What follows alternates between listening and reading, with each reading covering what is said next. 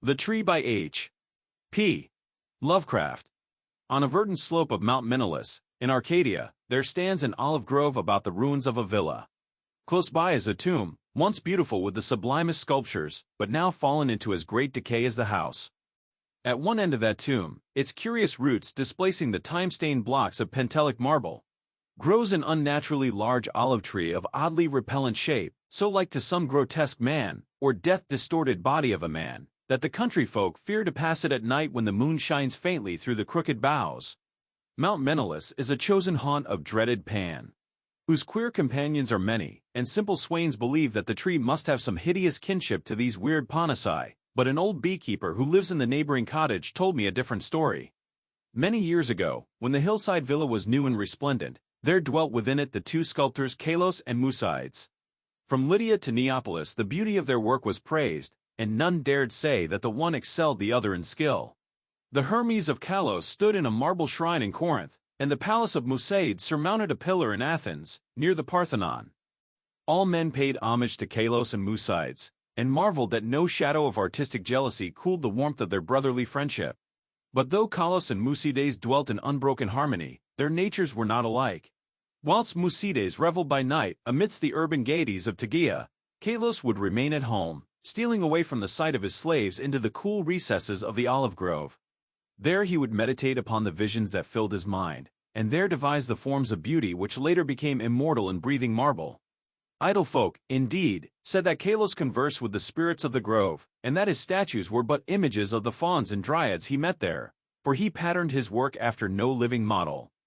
So famous were Kalos and Musides, that none wondered when the tyrant of Syracuse sent to them deputies to speak of the costly statue of Tyche which he had planned for his city. Of great size and cunning workmanship must the statue be, for it was to form a wonder of nations and a goal of travelers. Exalted beyond thought would be he whose work should gain acceptance, and for this honor Kalos and Musides were invited to compete.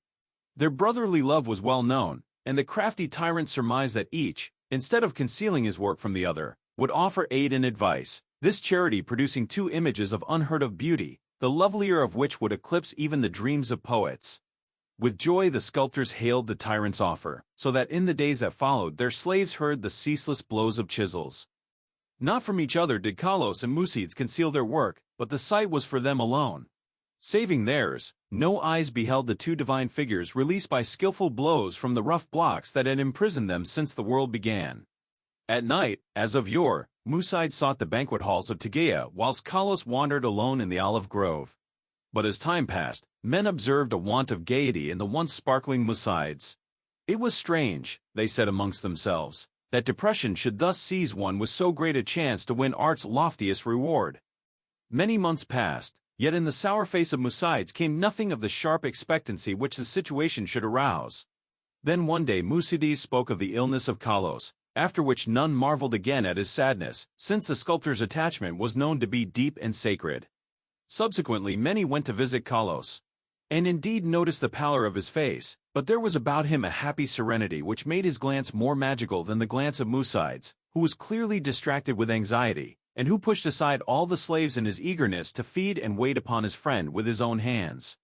Hidden behind heavy curtains stood the two unfinished figures of Tyche, little touched of late by the sick man and his faithful attendant.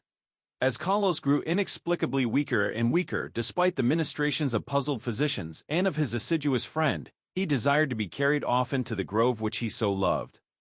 There he would ask to be left alone, as if wishing to speak with unseen things. Musides ever granted his requests, though his eyes filled with visible tears at the thought that Kalos should care more for the fauns and the dryads than for him. At last the end drew near, and Kalos discoursed of things beyond this life.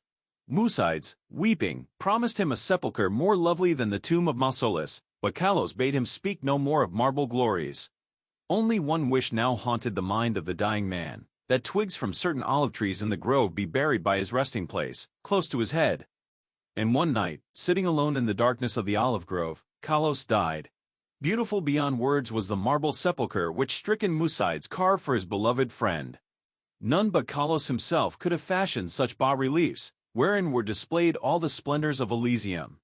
Nor did Musides fail to bury close to Kalos' head the olive twigs from the grove. As the first violence of Musides' grief gave place to resignation, He labored with diligence upon his figure of Tyche. All honor was now his, since the tyrant of Syracuse would have the work of none save him or Kalos. His task proved a vent for his emotion, and he toiled more steadily each day, shunning the gaieties he once had relished. Meanwhile his evenings were spent beside the tomb of his friend, where a young olive tree had sprung up near the sleeper's head. So swift was the growth of this tree, and so strange was its form, that all who beheld it exclaimed in surprise, and Musides seemed at once fascinated and repelled. 3 years after the death of Kalos, Musides dispatched a messenger to the tyrant, and it was whispered in the agora at Tegea that the mighty statue was finished. By this time the tree by the tomb had attained amazing proportions, exceeding all other trees of its kind, and sending out a singularly heavy branch above the apartment in which Musides labored. As many visitors came to view the prodigious tree, as to admire the art of the sculptor, so that Musides was seldom alone. But he did not mind his multitude of guests. Indeed, he seemed to dread being alone now that his absorbing work was done. The bleak mountain wind, sighing through the olive grove and the tomb tree, had an uncanny way of forming vaguely articulate sounds. The sky was dark on the evening that the tyrant's emissaries came to Tegea. It was definitely known that they had come to bear away the great image of Tyche and bring eternal honor to Musides, so their reception by the proxenoi was of great warmth. As the night wore on, a violent storm of wind broke over the crest of Menelaus, and the men from far Syracuse were glad that they rested snugly in the town. They talked of their illustrious tyrant, and of the splendor of his capital, and exulted in the glory of the statue which Musides had wrought for him. And then the men of Tegea spoke of the goodness of Musides, and of his heavy grief for his friend, and how not even the coming laurels of art could console him in the absence of Kalos, who might have worn those laurels instead. Of the tree which grew by the tomb, near the head of Kalos, they also spoke.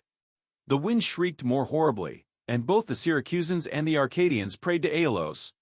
In the sunshine of the morning the proxenoi led the tyrant's messengers up the slope to the abode of the sculptor, but the night wind had done strange things. Slaves' cries ascended from a scene of desolation, and no more amidst the olive grove rose the gleaming colonnades of that vast hall wherein Musides had dreamed and toiled. Lone and shaken mourned the humble courts and the lower walls, for upon the sumptuous greater peristyle had fallen squarely the heavy overhanging bough of the strange new tree, reducing the stately palm and marble with odd completeness to a mound of unsightly ruins. Strangers and Tegeans stood aghast, looking from the wreckage to the great, sinister tree whose aspect was so weirdly human and whose roots reached so queerly into the sculptured sepulchre of Kalos. And their fear and dismay increased when they searched the fallen apartment, for of the gentle Musides, and of the marvelously fashioned image of Tyche, no trace could be discovered. Amidst such stupendous ruin only chaos dwelt, and the representatives of 2 cities left disappointed, Syracusans that they had no statue to bear home, Tegeans that they had no artist to crown. However, the Syracusans obtained after a while a very splendid statue in Athens, and the Tegeans consoled themselves by erecting in the agora a marble temple commemorating the gifts, virtues, and brotherly piety of Musides. But the olive grove still stands, as does the tree growing out of the tomb of Kalos, and the old beekeeper told me that sometimes the boughs whispered to one another in the night wind, saying over and over again, Omicron Delta Alpha. Omicron Delta Alpha. I know.